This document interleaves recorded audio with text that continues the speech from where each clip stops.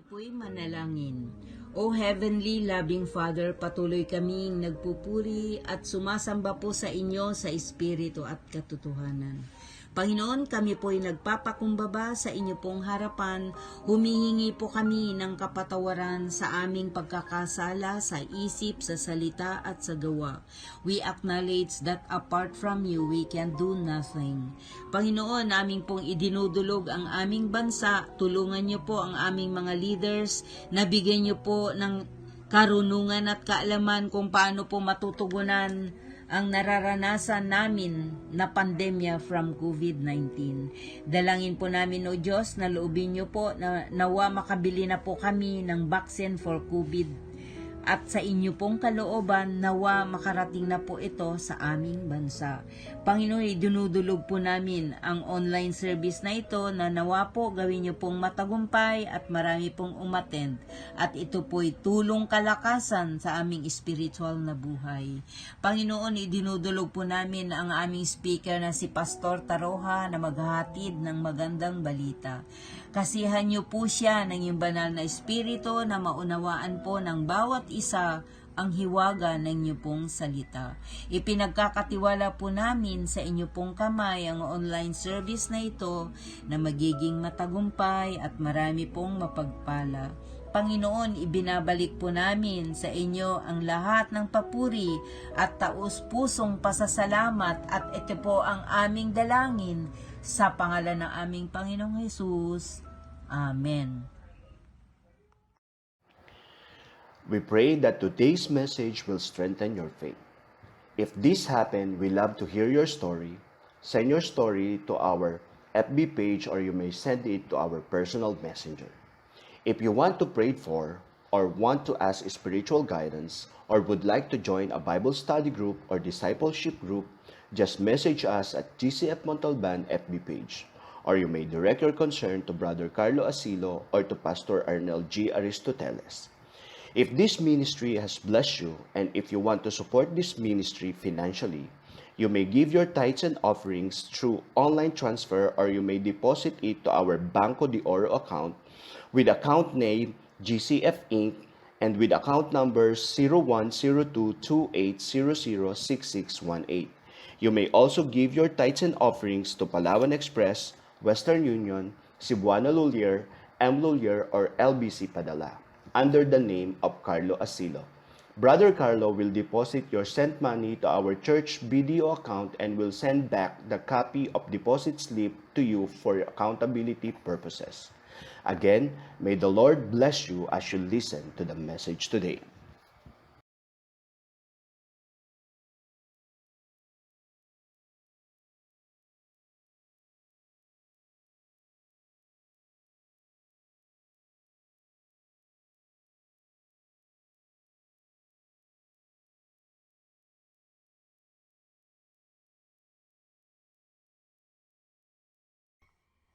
Our scripture passage is found in Matthew 14, verse 13 to 21.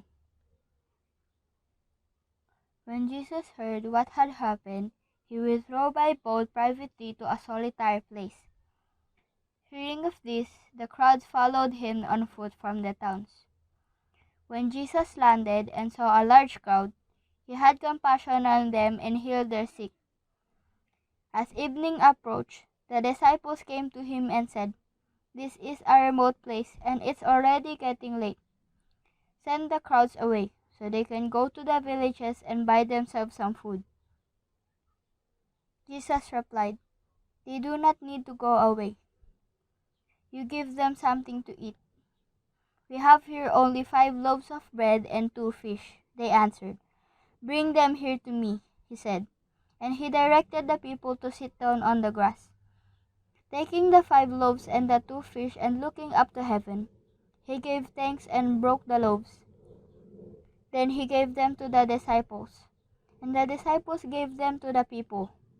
They all ate and were satisfied. And the disciples picked up 12 basketfuls of broken pieces that were left over. The number of those who ate was about 5,000 men, besides women and children. May the Lord bless the reading of His word. Good morning, GCF North and GCF Montalban. This is Pastor Ross Tarroja once again, and I'm glad to be with you. Today, we conclude with our February's 4 sermon series on God's amazing love. That's our theme for the month of February, God's amazing love, which was taken from the theme verse as Psalm 86 verse 15, which says, "But you, Lord, are a compassionate and gracious God, slow to anger, abounding in love and faithfulness." And throughout this month, we have learned about the nature of God's love, and we also were able to pick up biblical principles on why and how we should be responding to God's love. And we have learned also that the way to respond to God's love is by loving our brethren, our brothers and sisters in the Lord, the Christians. And equally important to this is loving the lost. When I say lost, these are the unbelievers. These are people who do not have a personal relationship with Christ yet. And these are people who are yet to come to know the Lord in a saving faith. And this will be our topic today. You know, as God's children, dearly loved by the Lord, we should have this growing passion for the Lord. And that growing passion, our passion for the Lord, doesn't end there. In fact, our passion for the Lord should be translated by having compassion for the lost. Our passion for the Lord should be translated by having this compassion for the Lord. So I gave my message a title, Passion for the Lord, Compassion for the Lost, based on Matthew chapter 14 verses 13 to 21. Passion for the Lord, compassion for the lost. When I was pastoring in Cebu sometime earlier, the first time I was there, I saw their slogan, and it says there in one corner, one side it says, Passion for the Lord, and on the other side, compassion for the lost. Truly, it really caught my attention. It made an impact in my life. If we truly have this passion for the Lord, surely we should have compassion for the lost. If we love our brethren, our brothers and sisters in the Lord, we should equally love those who are lost, those who do not know Jesus as Lord and Savior. So I have chosen this passage in Matthew 14. This is the account of the feeding of the 5,000. This is a very popular account or verse or event in the Bible. In fact, all four Gospels, Matthew, Mark, Luke, and John, have this account, this feeding of the 5,000. It only shows that this account, this event, is so important because in this feeding of the 5,000 event or account, it shows the deep compassion of Christ for the lost. Jesus wanted his heart of love and compassion for the lost to be real also in the hearts of his disciples. He had compassion for the lost, and he wanted his disciples then, and even us today, to also have this compassion for the lost. So today, if we truly have this growing passion for the Lord, then we should develop our compassion for the lost. The question is, how can we develop our compassion for the lost? There are three ways that I have learned from this passage. First, we need to look at the lost people the way Jesus did. We need to see them the way Jesus did during that time. Particularly in this passage in Matthew chapter 14, we're going to learn a lot. We need to look at the lost people the way Jesus did, through the eyes of the Lord.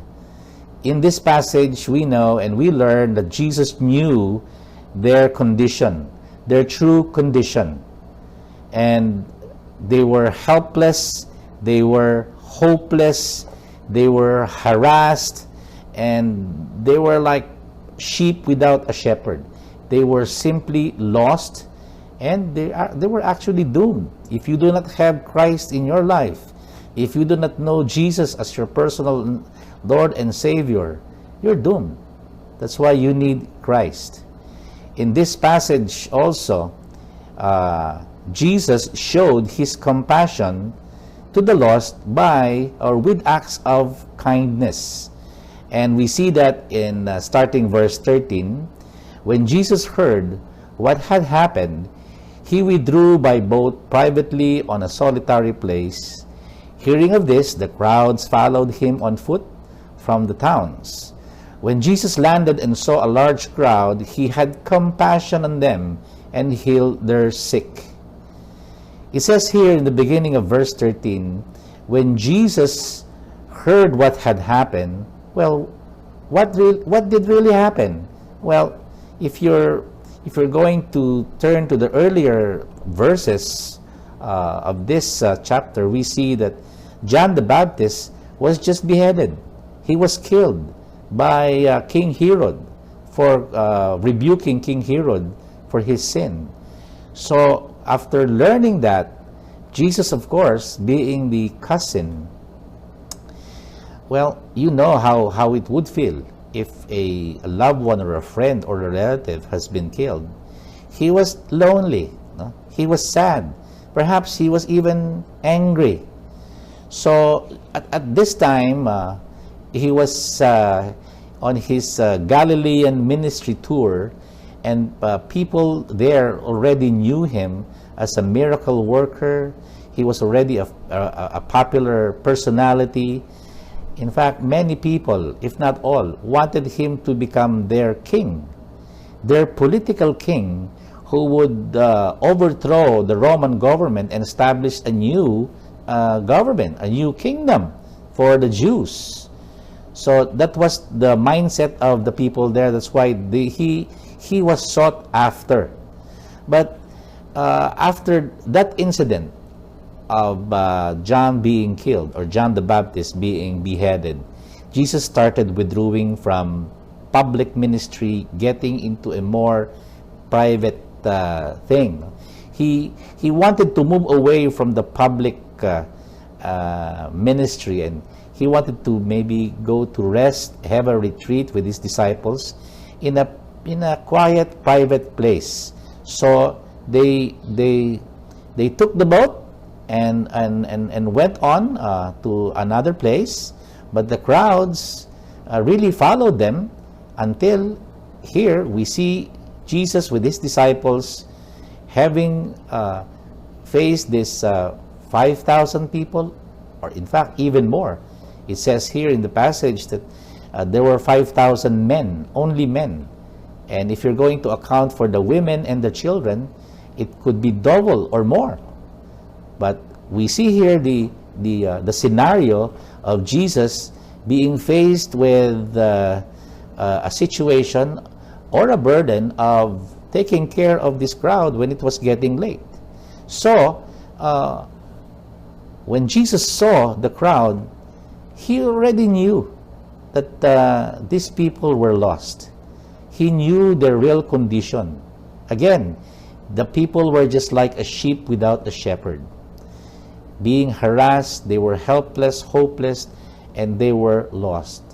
But Jesus immediately, when he saw them, he immediately had this compassion on them, and it did not stop there.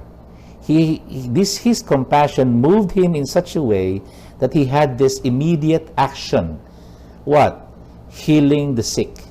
And while healing the sick, probably he was teaching. He was teaching, and then he was healing the sick. He was ministering to the people, their needs physically, and of course their spiritual needs. So here, his compassion, his heart, was translated into acts of kindness. His heart was translated into acts of kindness. Kindness using through his hands. So, my friends, learning from this, and let me ask you, when you see non-Christians, maybe inside your house, your neighbor, relatives or friends, when you talk to them, these unbelievers, what do you feel? Or how do you see them? Do you look at them the way Jesus did? Or do you look at them the way Jesus still do? That he loved them so much, he had compassion. You know, when we look at people and we know that they are non-Christians, unbelievers, they do not have the saving faith, it only means one thing: they are lost. They are doomed. And the Bible teaches that without Christ, people go to hell. See, that's a very terrifying thing to think about and even to feel. So, again, the question is, do we have compassion for non-Christians? Maybe, no? And sometimes we have this feeling for them, no?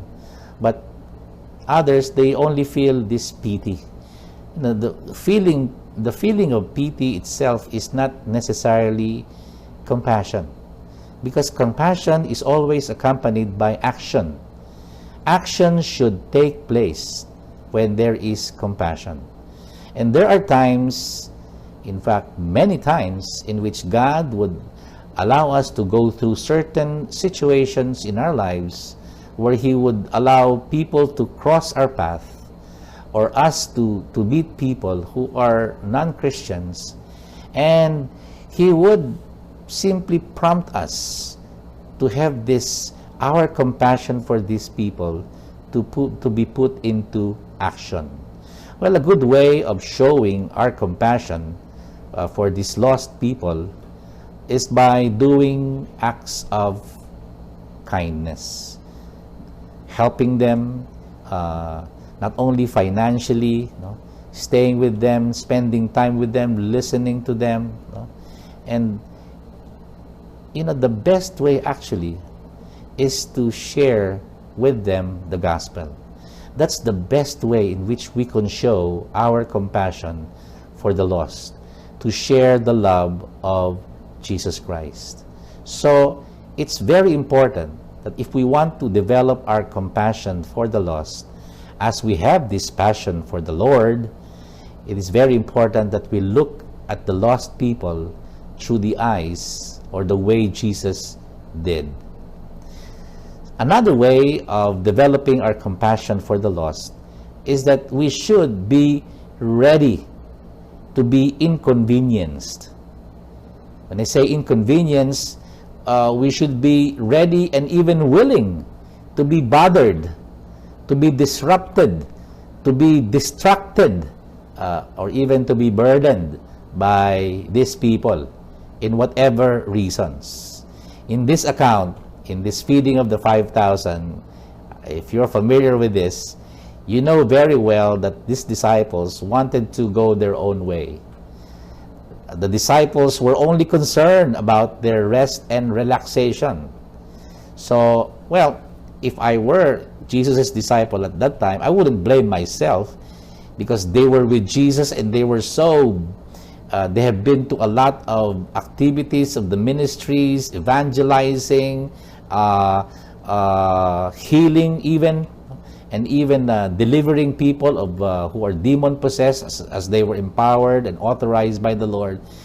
They were also people who needed rest, and they looked forward to that R&R, that rest and recreation, or rest and relaxation. They look forward to that much needed time of retreat. So they think and they thought they truly deserve it. Actually, they deserve it. But, you know, God's ways is not their ways. And Jesus had other things in mind. That's why he allowed this thing to happen. So what happened when when they tried to shoo these people away, well, the disciples were tasked by Jesus even with a greater burden. And let's look at the passage. In verse 15, it says there, as evening approached, the disciples came to him and said, "This is a remote place. It's already getting late. Send the crowds away so they can go to the villages and buy themselves some food." Jesus replied, "You do not need to go. They do not need to go away. You give them something to eat." "We have here only 5 loaves of bread and 2 fish," they answered. Wow. So, these disciples, they were already disrupted and disturbed by these people of their much needed and well-deserved rest and relaxation. Now, they have a problem. The Lord gave them another problem. The Lord commanded them or instructed them to feed the people with what? Well, that's the big question. That's why when these people came, the disciples knew that this is going to be a burden. This is going to be a burden. So they tried at least to appeal to the Lord and ask the Lord, "Lord, it's already late. Would you just send these people to the villages there so that they can at least buy their own food?" Knowing that their resources are also limited. In fact, they only had, and from another account, Andrew found a boy who had only 5 loaves of bread and 2 fish, which was not really very enough. So, from this account, we see that the disciples were already bothered and disturbed, and they already had this load, their burden, and here comes Jesus giving them another load of task, another problem. Well, let me ask you, especially you who are in ministry, are you already burdened with your ministry, especially burden of winning people to Christ? I know and I admit, it's burdensome. Any form of ministry in the church, whether in worship or music, whether in evangelism or in teaching, it's burdensome. But the Lord knows that. In fact, from this account, we would learn that Jesus actually intentionally had his disciples burdened by not only catering perhaps to in witnessing to the people, but catering to their physical needs first. So you might be like his disciples, and I may associate with you. We may be burdened of many things, even if we are in this situation where we do not meet yet at church, but some activities are really burdening. Discipling people, mentoring people, in this account, feeding, or in our ministry, counseling people, they're all burdensome. But again, if we want to be to have our compassion be developed, our compassion for the Lord be developed, or our compassion for the lost be developed by the Lord, we need to be ready and we need to be willing to be inconvenienced. Not like the disciples. Well, of course, they learned their lesson the hard way. Now, also, it's burdensome when people come to you for help, just like these people, especially when your resources are small, or when they have already been depleted in church. Sometimes we leaders are very much concerned with our budget. Just like Philip in John chapter 6, when Jesus saw the crowd, he turned to Philip, of course, to test him, and asked Philip, "Where shall we buy bread for these people?" And Philip, instead of telling Jesus where to, because Philip he was from that area, he looked at his his ledger maybe, and so that they did not have enough money. They did not have a budget for it. No funds. In fact, even if we have, and we have this 5 loaves of bread and 2 fish, it is not enough, Lord. And what he would say is just natural. It's legitimate. No? Lord, how can we, it takes 200 days of salary just to have these people have a small bite, and how can we feed them?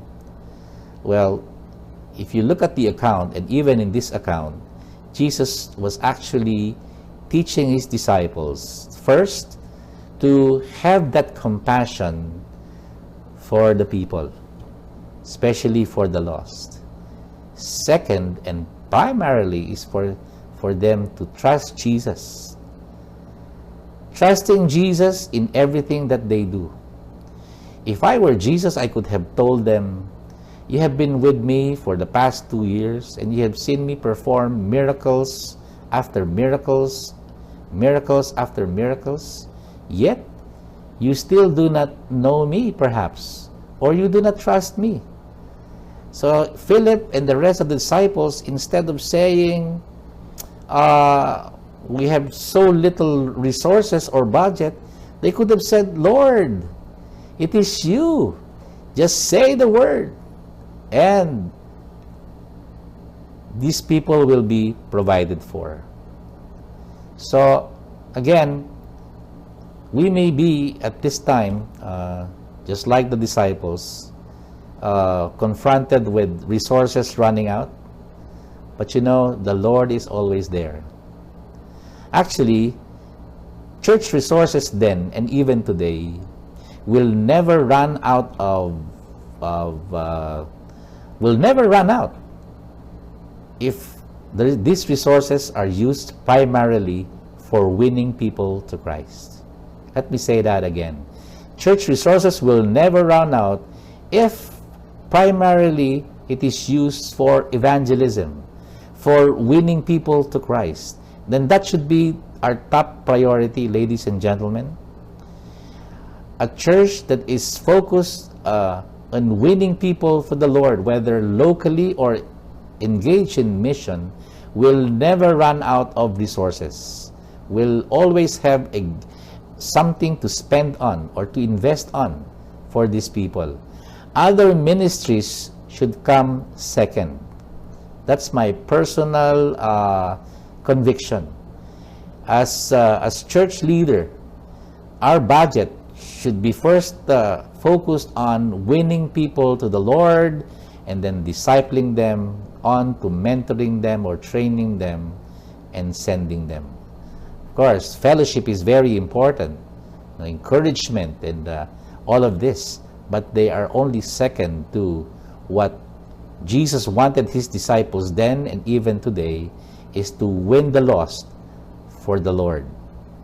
So, having learned that we need to look at the lost people the way Jesus did, and we need to be ready and even willing to be inconvenienced, to be bothered or distracted, we should, from this passage, lastly, and may I suggest, we should tap on God's resources. We should be never worried about the resources, because resources are God's. This is God's work. This is God's ministry. He has called us. He has mandated us to win people to Christ, make them His sheep, and make them shepherds as well.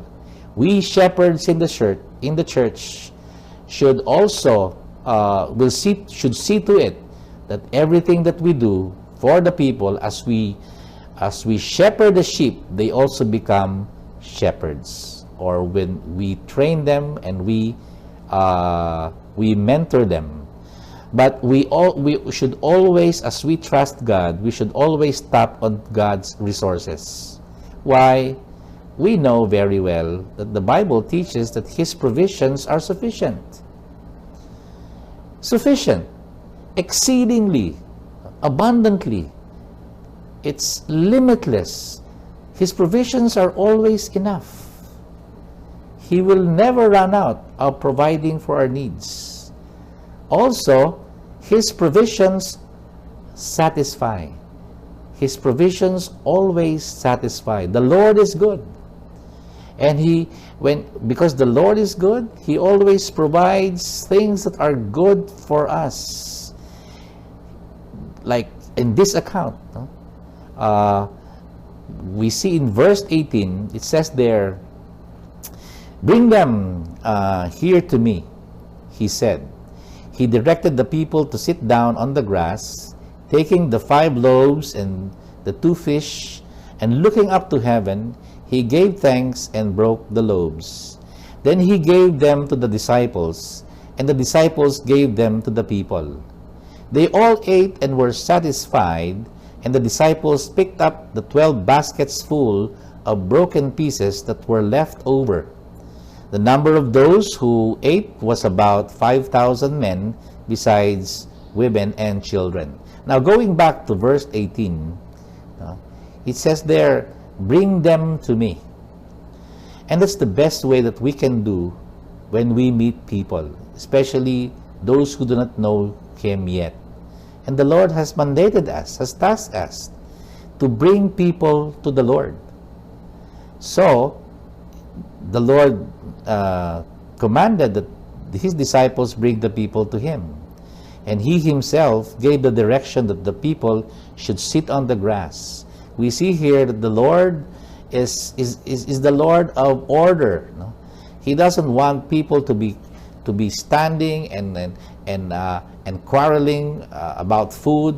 He wanted them to be in order. So there's a good and systematic way that the Lord was teaching His disciples to do. Now, as He took the loaves and the fish, He gave thanks. He blessed God. We should also, just like what Jesus did, we should also be good when it comes to administration. No? We should also thank the Lord for His provision. And then we see here that the Lord gave the resources to His disciples. In the same manner, the Lord wants to bless people, and He wants to bless people through us. He wants us to administer people's needs and to minister to what they really need. They need the salvation that comes from Jesus. So the disciples did. And what happened? In verse 20, they all ate and were satisfied. God's provisions are sufficient, and God's provisions truly satisfy. Not only that, verse 21, it says there, or in verse 20, "And the disciples picked up 12 baskets full of broken pieces after that were left over." It looks like that when the Lord started, when the disciples started distributing the food, they had to wait on the people. It looks like the people ate first before they did. And maybe they learned their lesson. So, after the people were satisfied with good and fresh bread, wow, and fish, see, the most delicious created food, instantly by the Lord. When the Lord provides, it's the best. Do you remember in John chapter 2, when the Lord turned the water into wine?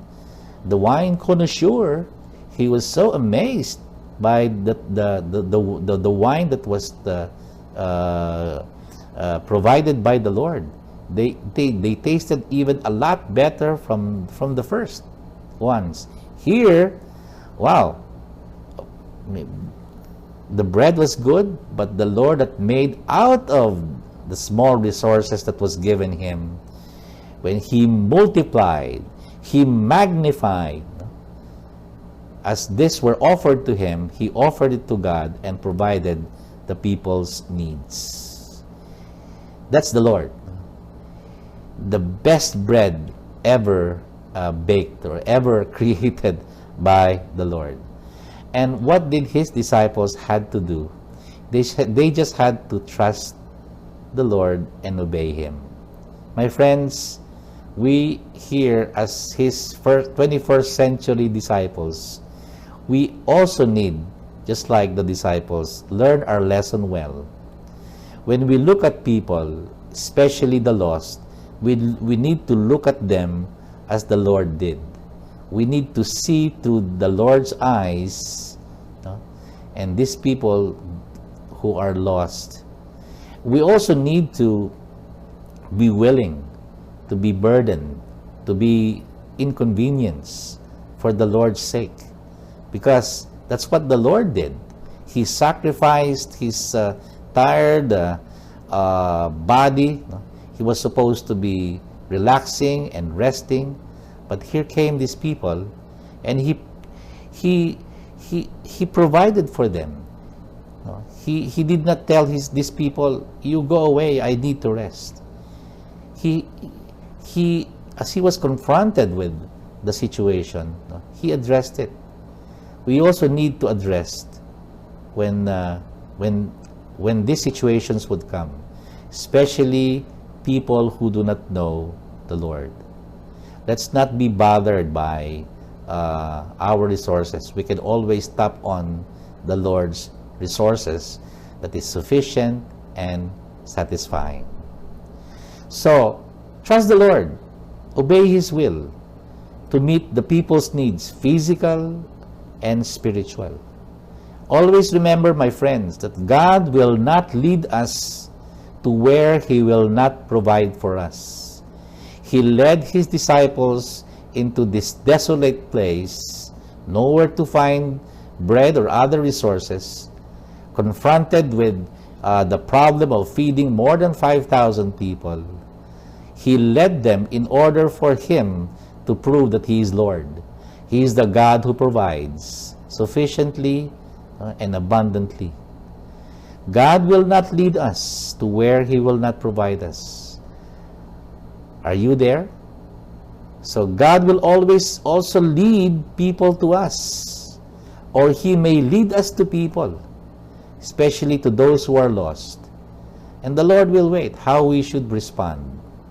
And may I suggest, when we see them the way Jesus did, we respond by catering to their needs. Maybe physical, but most importantly, spiritual. Because people today, just like then, are hungry.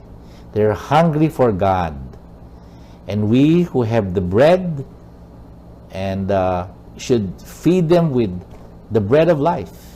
Let's introduce them to the bread of life, Jesus, and who will always replenish that bread and will satisfy their souls.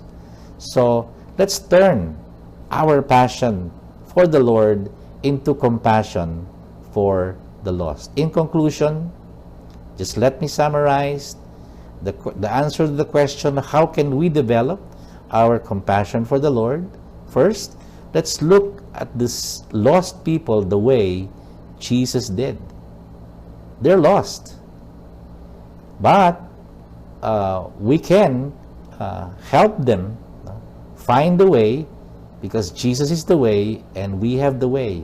We know the way, who is Jesus. And in times when there is a need, forget it. Forget about the convenience.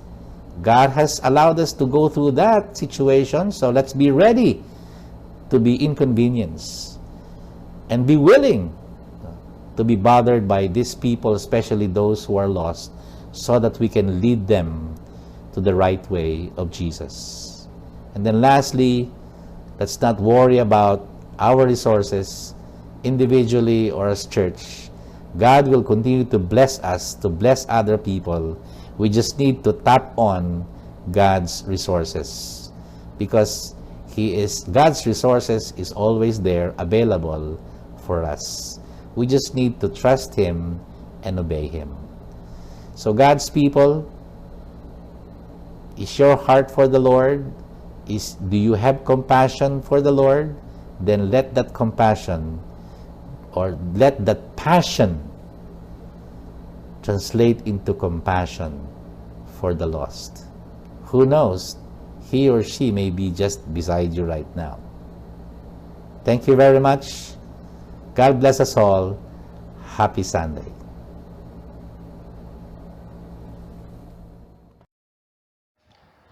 Thank you for joining us for today's worship. Join us again next week for another lesson. If this service has blessed you, we would like to hear about it. Just send your stories.